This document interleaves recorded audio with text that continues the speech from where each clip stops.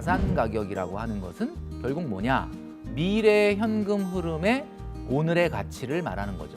뭐 한 10년 있다가 엄청나게 돈을 많이 벌 어떤 프로젝트가 있고 당장 한 1, 2, 3년 후에 뭐 큰 돈 아니지만 조금 돈을 벌 수 있는 프로젝트가 있다. 이 두 자산은 오늘 어떤 것이 더 높게 평가될 거냐. 이거를 여러분들이 투자하고 있는 주식이나 여러분들이 투자하고 있는 부동산의 현금 흐름하고 대입을 하면서 오늘 한번 생각을 해보시면 굉장히 도움이 많이 되실 거다라는 생각이 듭니다.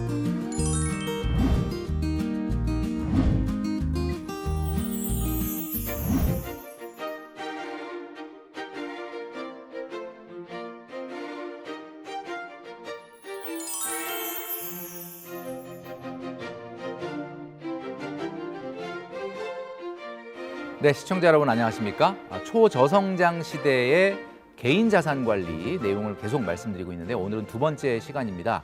지난 시간에는 경제 지표를 보면서 우리가 경제에 좀 관심도 갖고 경제 지표를 통해서 경기가 어떻게 변화되는지를 관찰해 보자라고 말씀드렸는데 오늘 이 시간에는 자산 가격이 어떤 원리로 결정되는지에 대해서 말씀드리도록 하겠습니다.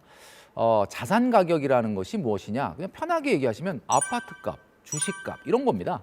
굉장히 쉽죠. 그러니까 어떤 자산의 가격이 있는데 그 가격은 도대체 어떤 것 때문에 오르고 어떤 것 때문에 떨어지는지를 오늘 말씀드리겠다라는 겁니다. 아마 오늘 내용을 잘 들으시고 여러분들 것으로 만드시면 굉장히 유용하지 않을까라는 말씀을 드립니다. 자, 그런데 우선 자산이 무엇인지부터 공부를 한번 해볼까요? 자산이 뭘까? 일단 뭐 자산이라는 건 딱 어감상 들었을 때 나쁘진 않죠. 자산 좋은 거다 생각하는데 자산은 두 가지의 속성이 있습니다. 이 두 가지가 뭐냐? 첫 번째는 현금 흐름이 발생되는 것을 우리가 자산이라고 합니다. 그러니까 현금 흐름이라는 게 뭐죠? 그냥 때만 되면 이렇게 계속 이렇게 소득이 발생을 하는 거예요. 예를 들면 예금을 했더니 이자가 발생을 하고 주식을 샀더니 배당이 발생을 하고 오피스텔을 샀더니 월세가 나오고 뭐 이런 거죠. 이런 것들이 바로 현금 흐름입니다. 그래서 이게 현금 흐름이 있어야 자산이죠. 그다음에 두 번째는 시장에서 거래가 돼야 됩니다. 자, 오피스텔에서 100만 원씩 월세가 나오고 있었는데 이 현금 흐름도 좋지만 그냥 나 이거 어디다 팔래 라고 하면 팔 수 있죠. 시장에서 거래되죠. 그러니까 이건 자산인 거예요. 주식도 뭐 배당을 계속 받은 현금 흐름이 있었는데 나 어느 날 이걸 팔래 그러면 주식시장에서 팔면 되죠. 그러니까 자산인 거죠. 자, 그러면 뭐다? 현금 흐름이 발생을 하고 시장에서 거래가 되면은 자산입니다. 자, 최근에 많은 분들이 암호화폐라는 걸 많이 투자를 하셨어요. 암호화폐도 자산인가요? 일단 암호화폐라는 말은 참 올바른 표현은 아닙니다. 화폐라는 표현을 함부로 쓰면 안 되죠. 이건 화폐는 사실 아니거든요. 뭐 어떤 경우는 코인이다 이런 얘기를 하는데 뭐 코인도 사실은 캐시를 얘기하는 거다 보니까 좀 착각을 불러일으킬 수 있는데 한번 따져볼까요? 이 암호화폐라는 게 현금 흐름이 있나요? 뭐 이자 주나요? 배당 주나요? 뭐 임대료 나오나요? 안 나오죠. 안 나옵니다. 그러니까 자산이 아닌 거예요. 그럼 시장에선 거래가 되느냐? 시장에서 거래는 되죠. 시장에서 거래는 되는데 현금 흐름은 없어. 물론 뭐 어떤 암호화폐는 배당도 준다 그러지만 그 배당 현금으로 주는 게 아니죠. 또 암호화폐로 주죠. 그러니까 사실 엄밀히 말하자면은 암호화폐는 경제적으로 봤을 때는 자산은 아닙니다. 우리가 흔히 뭐 커머더티라고 하는데 그냥 상품이라고 봐야 되겠죠. 근데 내가 왜 이렇게 비싸게 암호화폐를 사느냐? 사실은 그 암호화폐가 뭔지 모르기 때문에 그렇습니다. 그러니까 내가 만약에 그 암호화폐의 구조를 너무나 명확하게 안다면 그렇게 비싸게 사지는 않았을 거예요. 그러니까 무슨 얘기냐면 암호화폐의 가치를 떠나서 암호화폐의 모호성이라고 하죠. 모호성. 이게 뭐야 도대체? 뭔가 있을 것 같긴 한데 뭔지 잘 모르겠어. 설명을 들어도 무슨 얘기인지 모르겠어. 그래서 비싸요. 그럼 여러분들이 이제 시장에서 비싸게 샀는데 이걸 팔려면 어떻게 해야 돼요? 여러분들보다 더 비싸게 살 의사가 있는 사람을 만나면 되는데 그 사람은 왜 여러분보다 더 비싸게 살까요? 여러분보다 더 몰라서 그럴 수도 있는 겁니다. 이 모호성이라는 게 숨어 있는 거거든요. 그러니까 사실은 이게 상품이지 자산은 아니다. 자, 자산을 얘기하고 있죠, 오늘 이 시간에. 자, 자산을 얘기하기 전에 우리가 그냥 쉽게 옛날에 학생 때 배웠던 내용을 먼저 이해해야만 이 자산 가격의 형성 원리를 알 수가 있기 때문에 제가 한번 설명을 드려보도록 하겠습니다. 가치라는 거는 두 가지가 있거든요. 가치, 현재의 가치가 있고 미래의 가치라는 게 있습니다. 말 그대로입니다. 쉽습니다. 현재 가치. 지금 우리 지갑에 10,000원짜리가 있어요. 이 10,000원짜리의 10,000원이라는 건 현재 가치인가요? 미래 가치인가요? 현재 가치죠. 지금 10,000원이니까. 지금 10,000원이니까 현재 가치예요. 근데 이 10,000원을 내가 안 쓰고 은행에 저축을 예금을 해놓으면 1년 후에는 5% 정도 이자를 준답니다. 그러면 1년 후에 1,500원 정도 이자가 나오겠죠. 예, 그죠? 5% 나오니까. 그러면 지금 1,500원은 나한테 없지만 1년 후에는 이게 1,500원이 되는 거야. 그럼 그 1,500원은 현재 가치인가요? 미래 가치인가요? 미래 가치죠. 굉장히 쉽죠? 예. 현재 가치와 미래 가치를 이해해야 된다. 자, 근데 현재 가치는 어떻게 계산이 되느냐? 제가 지금 보여드리는 이 표를 보시면 됩니다. 뭐 영문이 나오고 야 이거 수학 아니냐? 이렇게 아니 수학 아닙니다. 예, 그냥 산수입니다. 굉장히 쉽죠? 예, 현재 가치는 뭐분의 뭐냐? 그러면 1 플러스 R의 T승분의 미래 가치. 자, 여기서 말하는 PV라는 게 현재 가치예요. 현재 가치. 그리고 FV라는 게 미래 가치. 그러니까 이렇게 계산이 돼. 이렇게 보면 좀 어려운데 제가 숫자를 넣어드리면 너무 간단한 산수죠. 자, 1년 후에 100만 원의 현재 가치는 얼마냐? 금리가 5%인데 내가 100만 원이 있어요. 지금 이 100만 원의 미래 가치는 얼마예요? 그러면 100만 원 나누기 좀 전에 배웠죠? 1 플러스 0.05의 1년이니까 1승이죠. 1승. 자, 지금 보여드리는 대로 좀 말이 약간 듣기에 따라서 어렵다 그러는데 다시 얘기할게요. 1년 후에 받게 될 100만 원은 지금 얼마냐? 이런 얘기죠. 1년 후에 받게 될 100만 원은 아무래도 100만 원보다는 가치가 조금 덜하지 않을까? 그 금리 5% 하에 그 1년 후에 받게 될 100만 원의 지금 가치는 어떻게 계산하느냐? 아주 간단한 산수로 하면 되죠. 지금 보여드리는 것처럼 1 플러스 0.05의 분의 100 하면 이거 계산기로 해보면 95 나오는 거예요. 95. 그러니까 금리 5%에서는 1년 후에 받게 될 100만 원의 현재 가치는 95가 된다 이런 이야기입니다. 제가 왜 현재 가치를 말씀드렸냐면요. 자산 가격이 현재 가치라서 그래요. 이게 무슨 말이냐. 우리가 이제 아파트를 사러 갔는데 아파트가 5억이래. 그럼 그 5억은 지금 5억 줘야 돼요? 1년 후에 5억 줘야 돼요? 지금 5억이라는 거잖아요. 지금. 그러니까 모든 자산 가격은 현재 가치로 표시가 되는 거야. 지금 5억 달라는 거야. 그러니까 나는 현재 가치로 5억을 지불해야 된다는 거죠. 그러니까 뭐 주식이 얼마고 아파트가 얼마고 뭐 암호화폐 가격이 얼마고 채권이 얼마고 이 모든 자산 가격은 다 현재 가치다, 미래 가치다? 현재 가치라는 거죠. 자, 현재 가치를 왜 우리가 이해해야 되냐면 그 얘기는 무슨 얘기냐면 이 자산에서 나오게 될 미래의 수많은 현금 흐름의 현재 가치를 땡겨 놓은 값이 현재 자산 가격이다. 이 말씀을 드리려고 제가 설명을 한 거예요. 자, 뭐 알쏭달쏭 알 것도 같고 모를 것도 같다. 모르셔도 상관없습니다. 바로 이해가 안 가도 상관없어요. 왜? 제가 지금 예를 들 거거든요. 예를 들면 바로 이해가 되실 거라고 생각이 되는데 현재 가치란 무엇인지 매년 100만 원이 발생하는 뭔가 현금 흐름이 있다고 생각을 해볼게요.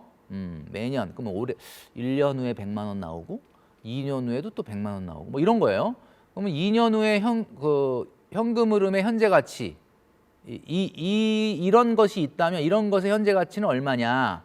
100만 원에 대해서 1 플러스 0.05에 2승을 하는 거죠. 그러면 요거를 얼마로 나누냐면 1 플러스 0.05에 2승으로 나누면 현재 100이 되는 겁니다. 그러니까 한마디로 말해서 매년 발생하는 현금 흐름 100만 원에 2년 후에 현금 흐름의 현재 가치는 그냥 100이 되는 거죠. 그러니까 제가 이제 이거 조금 어렵게 느끼실 수는 있는데 그러니까 쉽게 얘기하면 그러니까 미래의 현금 흐름은 현재로 땡기면 할인이 된다. 이렇게 우리가 볼 수가 있는 거예요.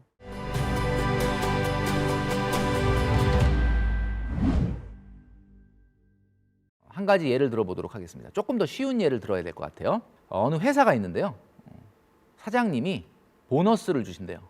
너무 좋죠. 듣기만 해도 훈훈하다. 진짜. 근데 보너스를 준 것뿐만이 아니라 너무 사장님이 기분이 좋으셨나 봐. 상품권을 전 직원한테 3장씩 주기로 했습니다. 근데 이 상품권이 100만 원짜리 상품권. 그럼 3장이면 얼마죠? 300만 원이야. 너무 직원들이 좋아하죠. 근데 이제 보너스는 보너스대로 주고 상품권 100만 원짜리를 3장을 전 직원한테 지급하는데 안타깝게도 이 100만 원짜리 상품권은 백화점 상품권은 아니고 요게 상품권 첫 번째 상품권은 1년 후에 100만 원으로 바꿀 수 있고 2번 상품권은 2년 후에 100만 원으로 바꿀 수 있고 세 번째 상품권은 3년 후에 100만 원으로 바꿀 수가 있어. 그러니까 좀 당장 돈이 되는 건 아니네. 근데 어쨌든 액면가는 300이잖아요. 근데 당장 300이 들어오는 건 아니고 1년 후에 100, 2년 후에 100, 3년 후에 100이 들어오는 거예요. 그럼 직원들이 밥을 먹으러 갔어요. 다 상품권을 받았을 거 아닙니까? 박 부장님이 이런 얘기를 하는 거죠. 김 대리, 예. 내가 요즘 아이가 지금 뭐 과외도 많이 들어가고 애가 재수를 해서 너무 교육비가 현금이 딸리는데 나 오늘 이 상품권 3장 받은 거 좀 김 대리가 좀 이렇게 좀 현금으로 사주면 안 돼? 뭐 이렇게 얘기를 하는 겁니다. 아유, 이 박 부장님이 얘기하니까 김 대리가 부담스러웠겠죠. 300만 원짜리 상품권은 어차피 3년 지나면 다 300만 원이 회수가 되는데 박 부장님은 지금 당장 현금이 좀 부족한 거예요. 그러니까 한 90만 원 정도만 현금을 주면 내가 이 상품권 3장을 김 대리한테 주겠다. 이렇게 얘기하는 거죠. 김 대리는 이걸 어떻게 해야 될까 고민에 빠졌다 이거죠. 근데 제가 말씀드렸잖아요. 지금 금리가 만약에 5%라고 가정을 했을 때 이 상품권 3장의 오늘의 가치는 계산할 수 있습니다. 우리는 이걸 배웠기 때문에. 자, 그럼 한번 계산해 볼까요? 현재 가치, 이 상품권 3장의 현재 가치는 자, 우선은 1년 후에 나오게 될 100만 원의 현재 가치는 어떻게 계산하느냐? 100만 원 나누기 1 플러스 0.05 하면 되죠. 그리고 2년 후에 나올 100만 원은 1 플러스 0.05의 2제곱을 하면 되고 계산기로 이건 간단하게 계산할 수 있습니다. 3년 후에 나올 100만 원은 1 플러스 0.05의 3제곱을 하면 돼요. 이렇게 하면 되죠. 이렇게 하면 계산해보면 합계 금액이 얼마냐? 272만 원입니다. 아, 그러니까 금리 5% 하에서는 상품권 3장의 오늘의 가치는 272만 원이구나. 이런 게 결론이 딱 나오는 거죠. 김 대리는 272만 원보다 더 적은 돈을 주고 상품권 3장을 받으면 이익인 거예요. 근데 아까 박 부장님이 뭐라 그랬냐? 290만 원 쳐달라는 거야. 그러면 이거는 조금 김 대리한테는 불리한 거죠. 그죠? 그러니까 여러분, 뭐 진짜 옛날 분들은 사회생활 잘하면 그런 걸 왜 계산하고 있니? 그냥 뭐 부장님이 해달라면 해주지. 뭐 이렇게 얘기했겠지만 오늘은 저희가 경제 공부 시간이니까. 그러니까 어쨌든 계산을 해서 272만 원 정도면 제가 인수할 수 있습니다. 이렇게 얘기할 수가 있겠죠. 제가 지금 뭘 말씀드린 거죠? 아, 그러니까 상품권 3장이라는 자산이 상품권 3장이 자산이에요, 아니에요? 오늘 우리가 배웠지 않습니까? 자산은 2가지가 있어야 된다 그랬잖아요. 현금 흐름이 발생하고 시장에서 거래가 돼야 된다. 그랬는데 상품권 3장은 현금 흐름이 있죠. 1년 후, 2년 후에 돈 나오는 거 있잖아요. 그다음에 시장에서 거래되냐? 뭐 시장에서까지 거래가 되는 건 아니지만 직원들 간에 거래를 할 수 있으니까 어떻게 보면 자산이라고 볼 수 있는데 이 자산의 가격이 오늘 어떻게 결정됐느냐 봤더니 이 자산에서 나올 미래의 현금 흐름에 의해서 결정이 됐다는 뜻이에요. 오, 그렇구나. 그러면 우리가 집을 보러 갔는데 이 아파트가 5억이다라고 돼 있는 건 무슨 얘기예요? 이 아파트에서 나올 미래 현금 흐름 때문에 오늘 5억으로 결정된 거예요. 이 주식이 오늘 10만 원이다. 왜 10만 원이 됐느냐? 사람들이 수많은 사람들이 예상하건데 이 주식에서 앞으로 나올 미래 수익이나 배당을 계산을 감안했을 때 10만 원이 적당하다라고 오늘 평가가 된 거죠. 그러니까 모든 자산은 여러분 이 자산에서 미래에 나오게 될 현금 흐름에 영향을 받는다라는 겁니다. 아, 그럼 이거를 본다면 굉장한 발견이에요. 아, 그러니까 자산 가격이라는 거는 결국 미래에 이 자산에서 나오게 될 현금 흐름에 영향을 받는다. 자, 여기까지 여러분들 이해하시면 됩니다. 자, 그러면 이게 무슨 얘기냐? 자, 이제 조금 본론으로 더 들어가서 한번 깊이 있게 파헤쳐 보도록 하겠습니다. 자, 자산 가격은 3가지로 결정이 돼요. 너무 궁금하죠? 우리 아파트는 왜 5억일까? 왜 6억일까? 내가 갖고 있는 주식은 왜 10만 원에서 더 이상 안 올라가는 걸까? 이게 이제 어떤 원리로 결정이 되느냐? 자, 3가지에 의해서 결정이 된다는 겁니다. 자, 첫 번째는 말이죠. 현금 흐름의 양입니다. 양. 크기를 얘기하는 거죠. 그러면 제가 한번 말씀드려 볼게요. 여러분에게 그냥 생각을 편안하게 해보시면 될 것 같은데 월세 100만 원 나오는 아파트가 있고요. 월세 200만 원 나오는 아파트가 있습니다. 어떤 아파트가 비쌀 것 같습니다? 당연히 월세 200만 원 나오는 아파트가 비싸요. 맞죠, 그죠? 그러니까 한마디로 무슨 얘기냐? 현금 흐름의 양이 큰 자산이 비싼 거예요. 당연한 거 아닙니까, 그죠? 아, 그렇구나. 결국 저 아파트가 비싸고 저 오피스텔이 싸고 뭐 이런 이유는 그 아파트 오피스텔에서 나오게 될 미래 현금 흐름. 아파트에서 나오는 현금 흐름이 뭡니까? 결국 월세 아니겠습니까? 월세. 예. 그러니까 그거에 영향을 받는다라는 얘기죠. 그래서 첫 번째는 현금 흐름의 양에 영향을 받는다입니다. 그다음에 두 번째는요. 현금 흐름의 안정성에 영향을 받습니다. 자, 이건 또 무슨 이야기일까? 현금 흐름의 양에만 영향을 받는 게 아니에요. 자, 예를 들면 서울에 월세 100만 원 나오는 아파트와 지방에 월세 100만 원 나오는 아파트가 있어요.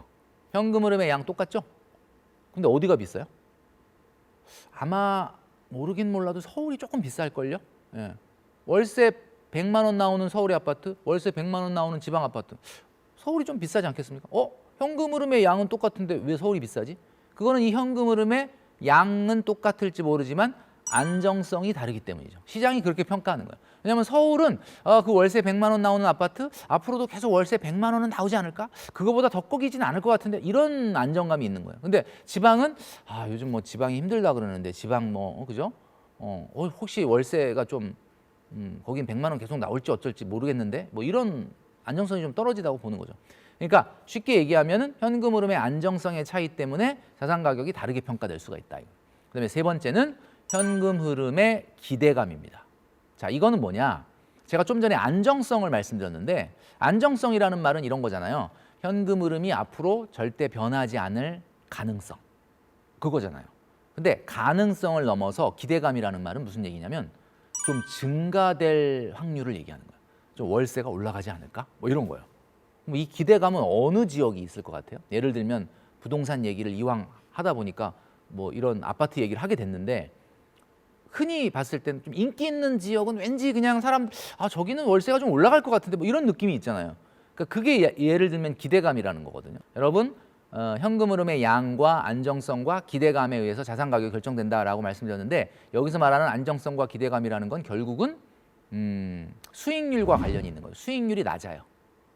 안정성과 기대감이 높은 자산은 수익률이 떨어진다 이런 얘기입니다.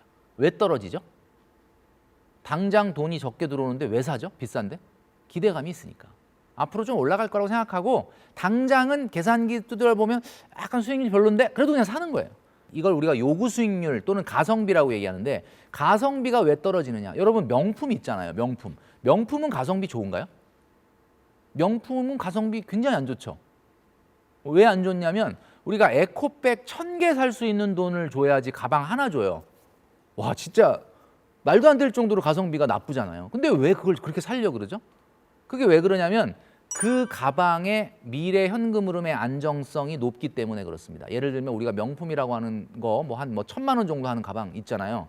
그런 거를 사서 한 3년 들다 질려서 내가 어디 중고 거래 시장에 내놔도 절대 이게 가격이 안 꺾이거든요. 그래서 한 최소한 한 7, 80% 받는다. 예를 들면 이게 안정성이 있는 거야. 근데 내가 한 3, 40만 원 주고 산 가방을 들고 있다가 한 3, 4년 들다가 질려서 중고 거래 시장에 내놔.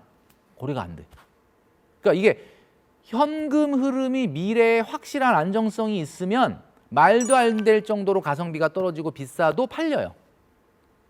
이게 자산 시장이거든요. 그러니까 우리가 자산 가격을 볼 때 가장 중요하게 봐야 되는 거는 현금 흐름의 양만 보면 안 되고 저 자산이 얼마나 현금 흐름의 안정성이 있고 그게 사람들이 얼마나 좋아하느냐, 열광하느냐, 기대를 갖느냐를 읽을 수 있어야. 그래서 사회과학이에요, 경제가. 참 어려워요. 우리나라에도 서울에 이제 주로 강남 지역, 굉장히 인기 있는 지역 아파트 굉장히 비싸죠. 월세에 비해서 수익률 너무 떨어져요. 근데 왜 비싼데 왜 사죠? 올라갈 거라고 생각하는 거예요. 그러니까 이거를 읽어내지 못한다면 자산 가격의 움직임이 이해가 안 가는 거야. 분명히 수익률이 낮은데 이렇게 되는 거죠. 그러니까 제가 오늘 말씀드린 이 세 가지를 잘 추적해 볼 수 있는 눈이 필요하다. 자, 그래서 제가 예를 들어 보려고 하는데 제가 지금 좀 전에 말씀드렸던 내용을요. 현금 흐름의 양, 안정성, 기대감, 그럼 약간 좀 뜬구름 잡는 얘기 같잖아요. 그래서 이거를 여러분들에게 오늘 수식으로 말씀드리겠습니다. 수식으로 말씀드려야지 또 이게 굉장히 이런 걸 또 좋아하시는 분들도 있더라고요. 그러니까 저건 약간 그냥 말로 얘기하는 것 같으니까 뭔가 딱 정리된 수식이 있습니다. 제가 말씀드리는 거 이거예요. 바로 이 자산 가격의 결정 공식이라는 겁니다. 이게 지금 보여드리고 있는 건데 간단한 산수예요. 자산 가격은 R-G 분의 CF다. 산수죠, 산수.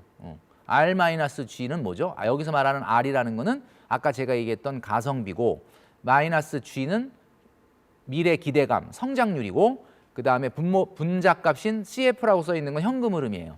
그러니까 어떤 자산에서 나오는 현금 흐름 나누기 가성비 마이너스 성장률이 곧 자산 가격이다 이런 얘기죠. 이렇게 보면 산수인데 이게 도대체 무슨 얘기지? 라고 생각할 수 있는데 제가 지금부터 말씀드리는 예를 보시면은 저게 그런 뜻이구나 라는 것을 아마 아시게 될 거라고 봅니다. 제가 예를 들 때 무슨 예를 들까 하다가 서울에서 제일 비싼 34평. 34평이면 국민 평형 아닙니까? 굉장히 큰 평형은 아니고 일반적인 그냥 방 3개, 화장실 2개 이런 아파트인데 자, 이 아파트가 얼마냐라고 제가 여러분들한테 공개해드리면 와, 진짜? 말도 안 돼. 뭐 이렇게 생각하실 거예요. 근데 일단 첫 번째로 뭘 확인해 봐야 되냐? 우리가 말씀드렸잖아요. 자산 가격의 세 가지 중에 뭘 먼저 확인해야 되냐? 현금 흐름의 양을 먼저 확인해 봐요. 그럼 이 아파트의 현금 흐름의 양은 어떻게 파악할 수 있을까요? 현금 흐름의 양이라는 거는 월세라고 했죠. 그래서 한번 찾아봤어요. 자, 이 아파트의 전월세를 한번 보여드리고 있는데 지금 전월세 보니까 5억에 550입니다. 이게 무슨 얘기냐? 5억을 보증금 내고 월세를 또 550 내라는 거야. 와, 6층인데. 와, 대단하다. 그 다음에 23억 전세가 또 있네요. 그리고 뭐 22억도 있고. 이게 제가 이제 조사를 해보니까 평균 23억 정도 돼요, 전세가. 매매가 아니고 전세가. 와, 놀랍죠, 그죠? 23억을 그러면 월세로 전환하면 얼마나 받을 수 있을까? 보통은요. 보통은 월세 금리는 시중 예금 금리보다 최소한 1.5% 정도 높거든요. 그렇기 때문에 한 5% 정도 곱해 보겠습니다. 5%. 23억 곱하기 5% 하면 1억 1,500이에요. 그러니까 1년에 최대한 월세를 땡겨서 받으면 1억 1,500 정도도 받을 수 있다. 물론 뭐 이론상에만 존재하는 겁니다. 보증금 빵으로 했을 때. 보증금 빵으로 하는 주택은 없으니까. 예를 들면 풀로 월세를 받으면 1년에 1억 1,500 정도를 받을 수 있는 아파트인 거예요. 그러면 거의 1년에 한 900만, 한 달에 900만 원 월세를 내야 된다는 얘기인데 이게 제가 지금 아까 몇 평이라고 그랬냐면 34평이라고 그랬죠. 야, 그러니까 34평 아파트에 와, 대단하다. 근데 1억 1,500이 현금 흐름은 아닙니다. 왜냐하면 여기서 집주인이 재산세를 내야 되거든요. 재산세를 제가 조사해 보니까 이 아파트의 평균 재산세가 1,900만 원 정도 된답니다. 이걸 빼고 나니까 실제 현금 흐름은 한 9,600 정도 되는 거예요. 그러니까 이 아파트에서 1년에 얼마 나오느냐? 9,600만 원이 나온다. 이런 이야기입니다. 9,600만 원. 9,600만 원이 나오는 이 아파트는 얼마여야 됩니까? 제가 여러분들한테 물어볼게요. 9,600만 원이 매년 나오는 자산이야. 얼마여야 됩니까? 언뜻 글쎄 잘 모르겠는데. 자, 잘 모를 때는 여러분 우리가 이걸 밸류에이션이라고 하거든요. 밸류에이션을 할 때 가장 중요한 거는 예금 금리랑 비교하면 돼요. 자, 지금의 예금 금리 3.5로 봤을 때 1년에 9,600만 원 이자를 받으려면 얼마를 예금을 해놔야 될까? 이걸 역으로 계산을 해봤는데 이자 소득세 떼고 38억 8천을 넣어놔야 됩니다. 그러니까 한 39억 원 정도 넣어놔야 1년에 9,600만 원 이자가 나오는 거예요. 그러면 이 아파트는 얼마여야 정상이지? 39억보다는 좀 싸야 되나? 비싸야 되나? 자, 헷갈리죠? 아까 제가 말씀드렸던 그 수식을 잘 생각해 보시면 가성비라고 얘기한 요구 수익률, 아까 R이라고 표시한 그 R은 현금 흐름이 안정적이면 안정적일수록 계속 작아집니다. 그러면 제가 여러분들에게 여쭤볼게요. 예금에서 나오는 이자가 안정적이에요? 아니면 이 아파트에서 나오는 월세가 안정적이에요? 당연히 예금에서 나오는 이자가 안정적이죠. 그러니까 가성비는 당연히 R값은 예금이 더 작을 거고 반대로 이 아파트가 R값이 클 거, 분모값이 크겠죠. 그러니까 사실은 엄밀히 말하면 아파트가 39억보다는 싸야 돼. 그죠? 그런데 제가 공개해 보겠습니다. 이 아파트 가격 짜잔 얼마인가? 현재 가격이 43억 천입니다.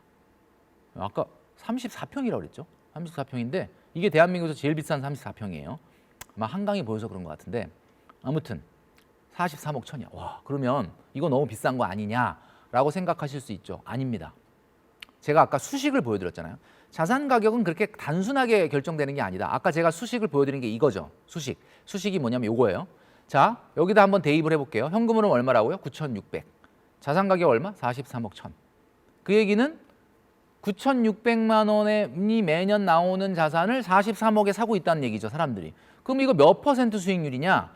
9,600 나누기 43억 천 하면 계산기로 간단하게 계산이 됩니다. 몇 퍼센트냐면 2.22%예요. 2.22%. 그러면 2.22%에 이렇게 낮은 수익률인데 왜 도대체 43억에 사느냐? 제가 아까 말씀드렸잖아요. 지금의 수익률도 중요하지만 미래의 기대감이 반영돼 있으니까 이 아파트가 1년에 최소 몇 퍼센트는 오를 거야 라고 하면 그 퍼센트만큼은 빼고 계산을 하는 거예요. 분모에서 R-G라 그랬으니까. 그래서 아까 얘기했던 것처럼 가성비는 예금금리보다 이렇게 높아도 이게 2.22%가 나오게 된 이유가 뭐냐? 여기서 2.28%는 빼고 생각을 하기 때문에 그렇습니다. 그러니까 사람들이 아파트를 보면서 야, 이게 1년에 2.28% 정도는 올라갈 거야 라고 생각하고 43억에 사고 있다는 뜻이에요, 지금.